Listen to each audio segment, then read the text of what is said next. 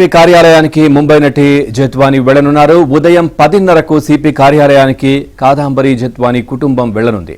ఇక ఇప్పటికే జత్వానీ స్టేట్మెంట్ ను పోలీసులు రికార్డ్ చేశారు. ఇవాళ జత్వానీ తల్లిదండ్రుల స్టేట్మెంట్ ను కూడా పోలీసులు రికార్డు చేయనున్నారు.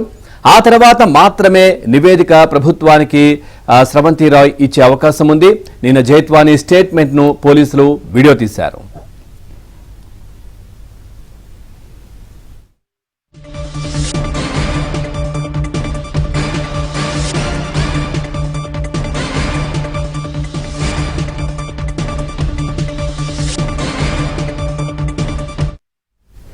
ఇక వైసీపీ నేత కుక్కల విద్యాసాగర్ తనపై పెట్టిన దొంగ కేసును విచారించే సమయంలో ముగ్గురు ఐపీఎస్ అధికారులు పిఎస్ఆర్ ఆంజనేయులు, కాంతిరాణ టాటా, విశాల్ గున్ని తీవ్రంగా వేధించారని ముంబై నటి కాదంబరి జత్వానీ ఫిర్యాదు చేశారు. తనపై మరో 2 పోలీసు అధికారులు సైతం వేధించిన వారిలో ఉన్నారన్నారు. అయితే వారి పేర్లు తెలియదని పోలీసులకు వాంగ్మూలం ఇచ్చారు. మానసికంగా, శారీరకంగా టార్చర్కు గురిచేశారని, కొందరు పోలీసులు అసభ్యకరంగా ఫోటోలు, వీడియోలు చిత్రీకరించారని పోలీసుల విచారణలో జత్వానీ వెల్లడించారు.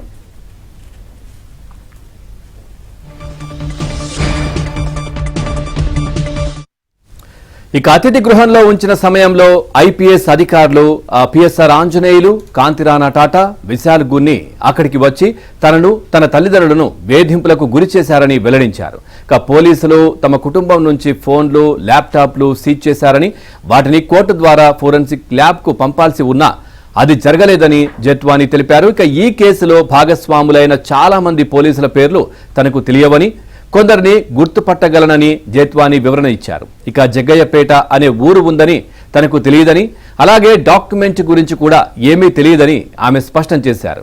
కుక్కల విద్యాసాగర్ వేధింపులతోనే ఇదంతా జరిగిందని, తనకు న్యాయం చేయాలని కోరారు.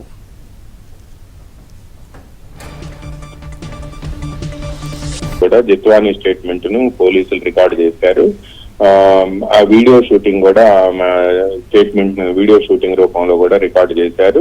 ఈ రోజు జత్వానీ తల్లిదండ్రుల స్టేట్మెంట్లు కూడా రికార్డు చేయాలి అని చెప్పి పోలీసులు నిర్ణయించారు. ఎందుకంటే ఈ ఏడాది ఫిబ్రవరి 2వ తేదీన ఆమెపై కేసు నమోదు చేసిన తర్వాత ఆ మరుసటి రోజే ముంబైకి పోలీసులు వెళ్లి అక్కడి నుంచి జత్వానీని తీసుకొచ్చే సమయంలో ఆమెతో పాటు ఆమె తల్లిదండ్రులను కూడా తీసుకొచ్చారు. అయితే వాళ్ళ ఇరువురిని కూడా అరెస్ట్ చేశారు. ఈ కేసుతో సంబంధం లేని వారి ఇరువురిని కూడా అరెస్ట్ చేయటం అనేది చట్ట న్యాయ విరుద్ధం అని చెప్పి ఆమె తరపు న్యాయవాదులు చెబుతున్నారు. అందువల్ల ఈ రోజు వారి ఇరువురు స్టేట్మెంట్లు కూడా రికార్డు చేయాలి అని చెప్పి నిర్ణయించారు.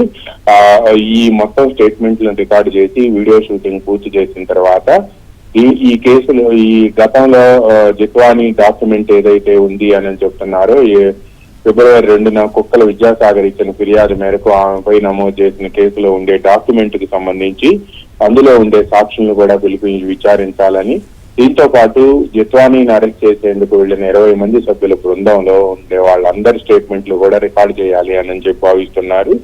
ఈ మొత్తం స్టేట్మెంట్లు రికార్డు చేసిన తర్వాత మాత్రమే విజయవాడ క్రైమ్ ఏసీపీ స్రవంతి రాయ్ ప్రభుత్వానికి నివేదిక ఇచ్చే అవకాశం ఉంది. ఈ నివేదిక అనంతరం పోలీసు ఉన్నతాధికారులపైన ఈ బృందంలో పాల్గొన్న అధికారులందరిపై కూడా వేటుపడే అవకాశం ఉంది అని చెప్పి సమాచారం అందుతుంది. అందువల్ల ఈ స్టేట్మెంట్ రికార్డులో అత్యంత పకడ్బందీగా వ్యవహరించాలి అని చెప్పి పోలీసు ఉన్నతాధికారులు నిర్ణయించారు. అదేవిధంగా నిన్న జత్వానీ స్టేట్మెంట్ ను రికార్డు చేసిన తర్వాత ఆమె తన బ్యాంక్ అకౌంట్లపై ఉన్న ఫ్రీజును ఎత్తివేయాలి అని చెప్పి కూడా సిపిని కోరారు. దీంతో పాటు తన నుంచి ఏదైతే పోలీసులు స్వాధీనం చేసుకున్నారో ఎలక్ట్రానిక్ గాడ్జెట్స్ వాటన్నిటిని కూడా తిరిగి ఇప్పించాలి అని చెప్పి ఆమె విజ్ఞప్తి చేశారు. అదేవిధంగా తనపై జరిగిన మానసిక, శారీరక హింస నేపథ్యంలో తన ఫోటోలను, వీడియోలను కూడా అసభ్యంగా చిత్రీకరించారు అని కూడా జత్వానీ పోలీసులకు ఫిర్యాదు చేశారు. నిన్న ఆమె స్టేట్మెంట్ పూర్తి స్థాయిలో స్టేట్మెంట్ ఇచ్చారు.